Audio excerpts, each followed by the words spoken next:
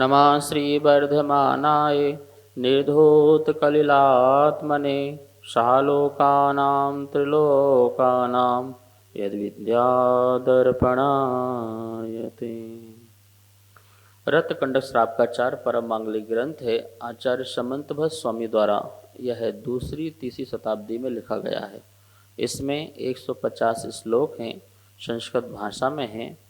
सम्यक दर्शन, सम्यक ज्ञान, सम्यक चारित्र, संलेखना, समाधि, श्रावकों की 11 प्रतिमाओं का बहुत सुंदर वर्णन है। हम लोग प्रतिमाओं के बारे में जान रहे थे। कल 10वीं प्रतिमा जिसका नाम था अनुमति त्याग। हम इस प्रतिमा में किसी भी चीज़ की अनुमति नहीं देते हैं, अनुमति का त्याग करते हैं। कोई भी गलत काम हो रहा हो, कोई भी हिंसापरक काम हो रहा हो तो उसकी अनुमति नहीं देना, किसी भी प्रकार से अनुमति नहीं देना, ये अनुमति त्याग प्रतिमा कहलाती है।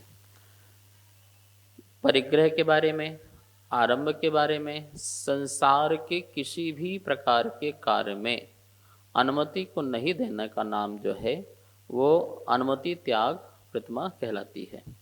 आज अपन देखेंगे जो 11वीं नंबर की जो प्रतिमा है जिसका नाम है उद्दिष्ट त्याग प्रतिमा। फिर से नाम पढ़ ले, सुन लेंगे। उद्दिष्ट त्याग प्रतिमा। उद्दिष्ट मतलब अपने उद्देश्य से कोई भी चीज़ बनाई गई हो, लाई गई हो, उसको स्वीकार नहीं करना, उसका त्याग करना, उसका नाम है उद्दिष्ट त्याग। यदि हमसे कहा गया हो कि ये आपके नाम से है, आपके लिए है, तो उसे स्वीकार नहीं करना, इसका नाम है उद्दिष्ट त्याग प्रतिमा। पहले अपन इससे श्लोक का उच्चारण कर लेते हैं। 147 नंबर का श्लोक है, 147।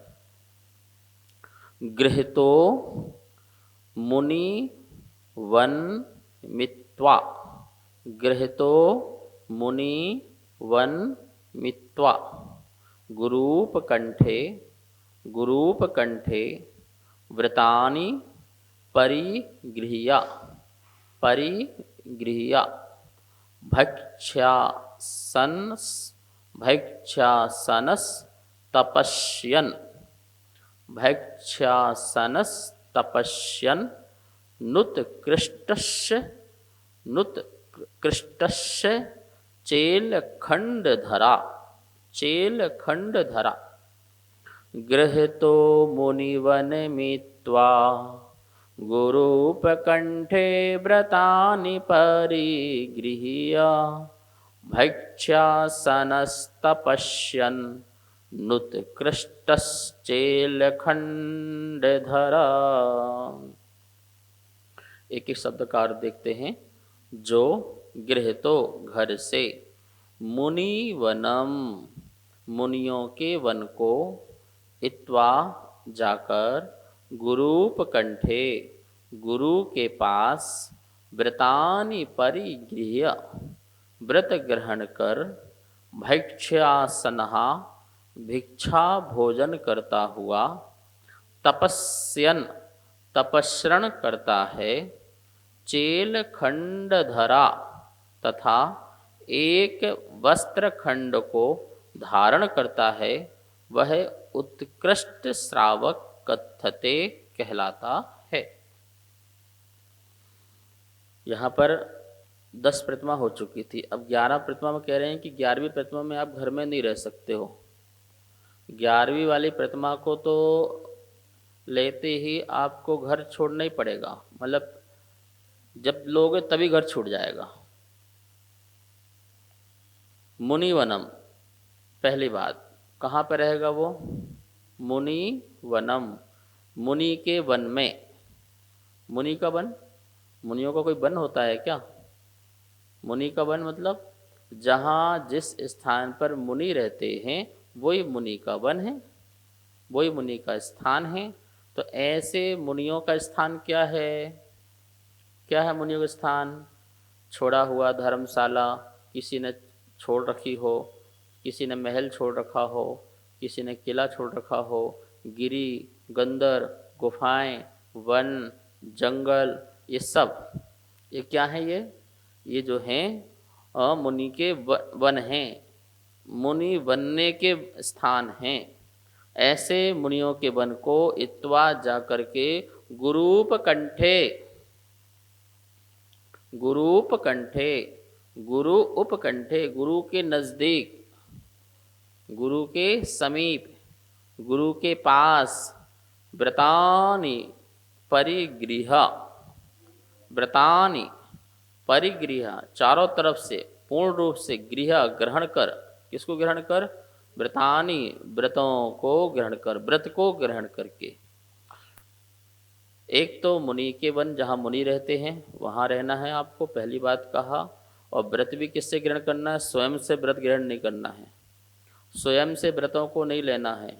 गुरूपकंठे, गुरु के मुख से व्रतों को सुनो और उनके द्वारा दीक्षित हो, उनके द्वारा दीक्षित होंगे और वो व्रतों को देंगे। और फिर क्या करना है? कहाँ रहना है? अपने मन से घूमते रहोगे? बोले नहीं, उन्हीं के साथ रहोगे। भिक्षा, भैक्षा सनहा, क्या करना है? असन, असन मतलब होता है भोजन, भैक्षा मतलब ला करके जो दूसरों के द्वारा दी जाती है वो भिक्षा होती है और उसको लाना है। चेल खंड धरा, चेल, चेल मतलब होता है वस्त्र, चेल का मतलब क्या होता है? वस्त्र। ये जो बोलते ना हमारा चेला है, हमारी चेली है, तो चेला चेली किसको बोलते हैं? जो वस्त्रधारी होते हैं वो चेला चेली होते हैं, ठीक है ना। तो चेल से बना है अचेल, आ लगा दो तो अचेल। मुनि का नाम एक अचेल होता है, जो चेल रहित हैं, वस्त्र रहित हैं। और उसको धारण करने वाले अचेलक, अचेल को धारण करने वाले अचेलक मुनिराज। इसी अचेल शब्द से बना है एलक। क्या बना है? चा का लोप कर दो प्राकृत में और आ और ए मिला के ए हो गया, और लक तो है ही है, एलक। अचेल से क्या बन गया? एलक। जो खंड धरा, जो खंडधर, जो वस्त्र जो है वो खंड वस्त्र को धारण करता है। कौन वस्त्र को? सिले हुए वस्त्र को नहीं धारण करता है, जिसमें गांठ बांधते हैं ऐसे वस्त्रों को धारण नहीं करता है। खंड धरा, जो खंड है, लंगोटी है या दुपट्टा है, दुपट्टा लपेट लिया, ऐसे वस्त्र को धारण करने वाला श्रावक उत्कृष्ट श्रावक कहलाता है। कौन सा श्रावक कहलाता है? उत्कृष्ट श्रावक है। मतलब श्रावक में श्रोमणि है वो, श्रावक श्रोमणि बोलते ना, श्रावक श्रोमणि है, ऐसा उत्कृष्ट श्रावक कहलाता है। ये क्षुल्लक और क्षुल्लिका जो शब्द है ये बाद का है, वैसे तो उत्कृष्ट श्रावक शब्द जो है वो अपने आप में परिपूर्ण है। इससे पता चल जाता है कि ये श्रावक जो है उच्च कोटि का श्रावक है। भोजन लाने की जो बात कही गई है, एलक क्षुल्लक का पड़गाहन नहीं होता है, क्षुल्लक का तो पड़गाहन होता ही नहीं है। हाँ, 7 घरों से भोजन ला सकते हैं। कितने घरों से? 7 घरों से। और वहाँ पर जाके क्या बोलना है? धर्म लाभ। घर के सामने क्या बोलना है? धर्म लाभ। धर्म लाभ मतलब आप दान का लाभ लीजिए, दान भी धर्म है, धर्म का लाभ लीजिए। वो आएंगे, आपको अंदर ले जाएंगे और आप जो है उनके पात्र में भोजन दे देंगे। और ऐसे वो कितने घरों से? 7 घर, 7 घरों से भोजन ला करके किसी एक घर में बैठ करके भोजन कर सकते हैं। जैसे तुम्हारा 3 घर से पूरा हो गया तो एक घर में कहीं भी कर लो, एक घर से होगा तो वहीं कर लो। नहीं पूर्ति हो पा रही है, थोड़ा थोड़ा लाए थे, 7वें घर में जाके दे लो। यहाँ तक कि उस भोजन को ला करके आप मुनि को भी दे सकते हो। पर ये ध्यान रखना है, 7 घर का भोजन मतलब लगातार पंक्ति से 7 घर होना चाहिए, पंक्ति क्रम से लाइन में होना चाहिए। ऐसा नहीं कि एक घर इस कॉलोनी में, दूसरा घर उस कॉलोनी में, तीसरा उस कॉलोनी, ऐसे नहीं चलेगा। गली भी अलग नहीं चलेगी, रास्ता पार नहीं होना चाहिए, नाली पार नहीं होना चाहिए। क्रम से 7 घर हों और 7 घर से आप ला सकते हो। और वहीं कहीं मुनिराज का हार चल रहा हो 5वें 6वें 7वें घर में, तो आप वहाँ भी क्या कर सकते हो, उनको अपना लाया हुआ भोजन, मुनि को उसी चौके का भोजन चलेगा कि दूसरे चौके भोजन चलेगा? तो मुनि को दूसरे चौके का भी भोजन चल सकता है। कंडीशन यही है कि लगातार 7 घर हों बस। एक कमरे से दूसरे कमरा, दूसरे कमरे से कमरा, ऐसे बाजू बाजू में जा सकता है। कभी कभी हो जाता है ना, महाराज जी ने रस का त्याग कर दिया, तुम्हारे कमरे कुछ नहीं है, तो बाजू वाले कहाँ बना हुआ है, तो वो वहाँ से ला करके हार दे सकता है। ठीक है ना। कंटिन्यू लगातार 7 घर होना चाहिए। उन 7 घरों में से भोजन आहार, शुद्ध प्राशुक भोजन आहार आ सकता है और उसे वो ग्रहण कर सकते हैं। यहाँ भी शुल्लकों को कहा जा रहा है या उत्कृष्ट श्रावक को कहा जा रहा है, आप मुनि के साथ रहेंगे, गुरु के समीप रहेंगे, एकांत में अकेले नहीं रहेंगे, गुरु के पास रहेंगे। नहीं तो तुमने दीक्षा ली, दीक्षा मतलब व्रत लिए और व्रत लेकर के चल दिए। जो एलक क्षुल्लक जी हैं उनमें अंतर इतना है कि एलक जो होते हैं वो एक वस्त्र लेते हैं मात्र, लंगोटी, और जो क्षुल्लक होते हैं वो एक दुपट्टा और एक लंगोटी भी लेते हैं। ठीक है ना। तो एक चादर मतलब जो शरीर ढकने के लिए, तो वो 2 वस्त्र लेते हैं। और क्षुल्लक के बारे में आया हुआ है, पिच्छी के बारे में एक स्थान पर, 1-2 स्थानों पर तो आया है कि वो पिच्छी ले सकते हैं। एक स्थान पर ऐसा भी आया है कि वो कोमल वस्त्र ले सकते हैं। कोमल वस्त्र परिमार्जन करने के लिए, जहाँ भी उठेंगे बैठेंगे वहाँ कोई चींटी मकोड़े आदि ना हो, कोई जीव जंतु ना हो और उनकी हिंसा ना हो जाए, तो उनको दूर करते हुए, उस स्थान का मार्जन करते हुए, उस स्थान के लिए उनके लिए कोमल वस्त्र की बात आई हुई है। और यदि पिच्छी भी लेते हैं तो पिच्छी की भी बात आई हुई है।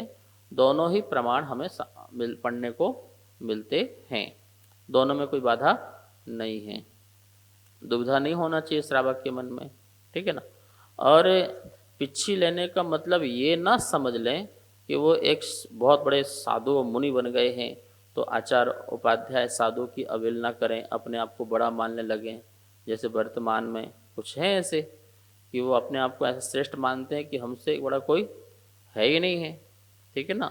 वो यंत्र भी करने लगे, मंत्र भी करने लगे, तंत्र भी करने लगे, दूसरों के दुख भी हरने लगे। अपने दुख तो हर नहीं पा रहे लंगोटी और दुपट्टे का।